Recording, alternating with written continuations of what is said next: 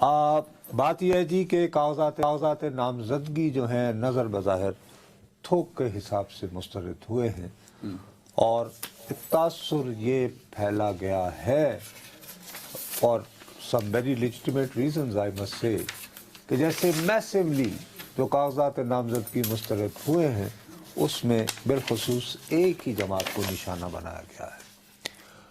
اگرچہ کچھ شکایتیں یہ بھی آ رہی ہیں کہ جی ڈی اے کے بہت طاقتور لوگوں کو جیسے ڈاکٹر فہمیدہ مرزا اور ان کی فیملی کو بدین میں، اور اس کے علاوہ اختر مینگل صاحب نے آج ایک بڑی جامع ایک پریس کانفرنس کی ہے، وہ بھی یہ شکایت لگا رہے ہیں کہ بی این پی کو میدان سے باہر رکھنے کی ہر ممکن کوشش ہو رہی ہے. اللہ کرے کہ یہ سارا تاثر درست نہ ہوتا.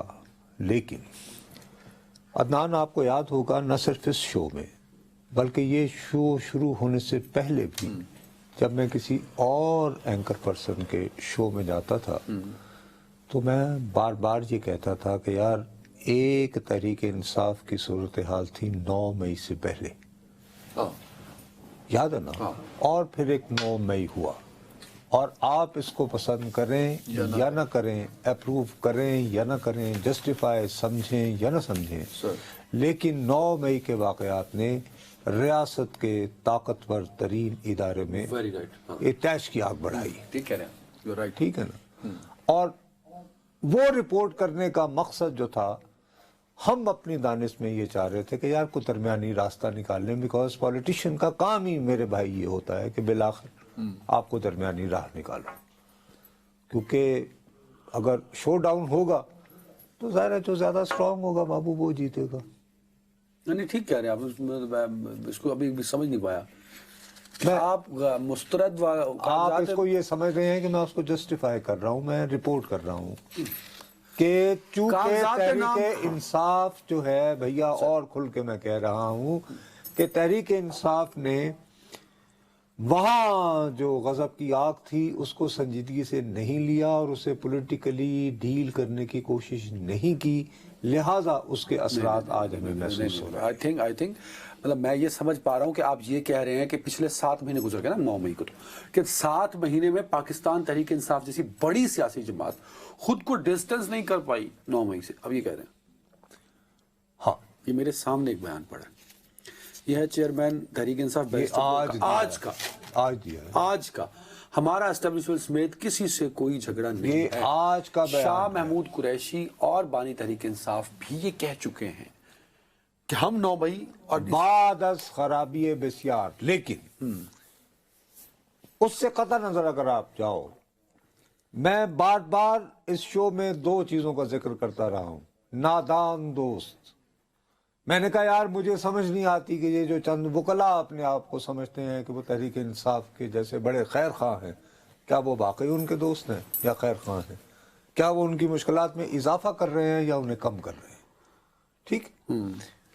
اسی طرح ایک نادان دوستوں کا ایک اور گروہ ہے تحریک انصاف جو یوٹیوبرز کہ زیادہ سے زیادہ لائکس لینے کے لیے، وہ تو بیک بون ہے یار پی ٹی آئی کی سوشل میڈیا ٹیم اور سوشل میڈیا ایکٹیوسٹ، ان کے بیک بون ہے سب سے پہلے ڈالر کمانے کے لیے، مونیٹائز ہوتا ہے جب یوٹیوب. اور لیکن آپ جب وہاں بیٹھتے ہیں اور آپ کا تعلق رہا ہوتا ہے تحریک انصاف کے ساتھ، میں نام نہیں لینا چاہتا، اور آپ وہاں پہ مستقل ایک ایسا بیانیہ دے رہے ہوتے ہیں جس کا ٹارگٹ وہی ہوتے ہیں، تو نتیجہ کیا ہے؟ وہ 2+2 کر کے تو وہی نتیجہ اخذ کرتے ہیں کہ صاحب یہ جو آج جیسے غور خان نے بیان دیا یہ تو ایسے ہی دیا ہے. اندر سے یہ لوگ جو ہے اصل وہ ہے جو کلپ آ رہا ہے، اصل وہ کلپ جو آ رہا ہے. آ گئی سمجھ؟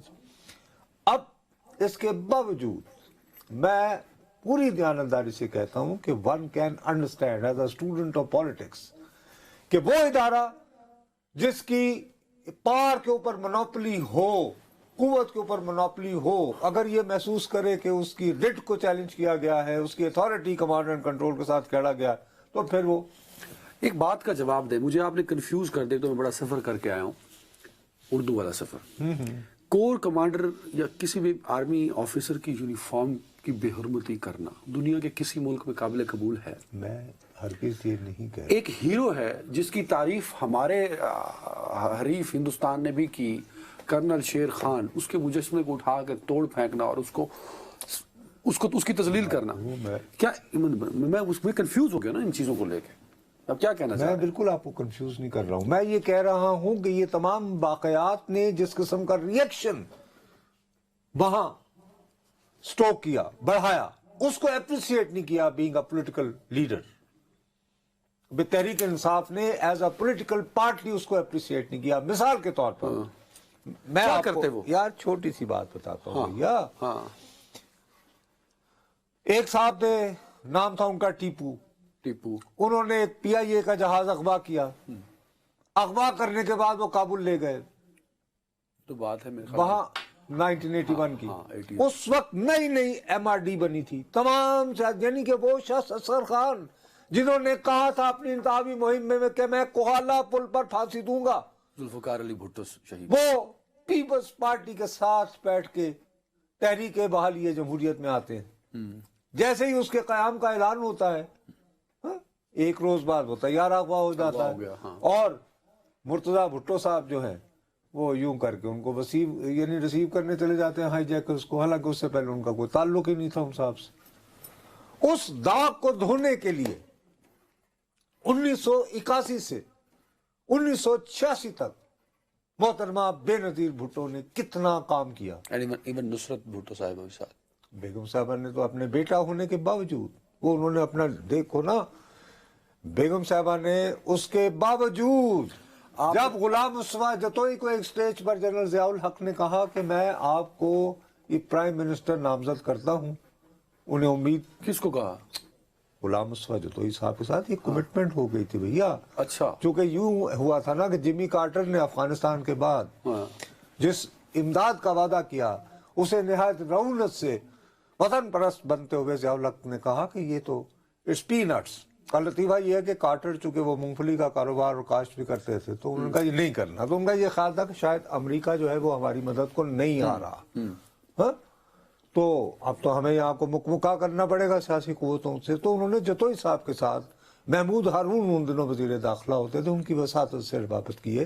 جتوئی صاحب کروز ایک جہاز میں تھے، وہاں سے انہیں بلوا کے کہا گیا، اور وہ جنرل ضیاء سے ملاقات سے پہلے، یہ میں تمہیں ذمہ داری سے کہہ رہا ہوں، پوری معلومات کے بعد کہہ رہا ہوں، ہزاروں مرتبہ چیک کر کے کہہ رہا ہوں کہ بیگم نصرت بھٹو کی اجازت سے غلام مصطفیٰ جتوئی مرحوم ضیاء الحق سے ملے تھے. جی ہاں. نہیں سر، میں آپ کو ایک اور موقع دیتا ہوں، آپ سننے والوں کو میں تصحیح کریں گا بھائی، میں ذمہ داری آپ کہہ رہے ہیں کہ غلام مصطفیٰ جتوئی صاحب صرف غلام مصطفیٰ جتوئی صاحب سے ہی نہیں پوچھی، انہوں نے مجھے بتائی. میں اس وقت تک اس کو نہ میں کبھی لکھ کر بیان کیا ہے نہ بول کر، جب تک میں نے اس کو چیک ڈبل چیک نہیں کیا.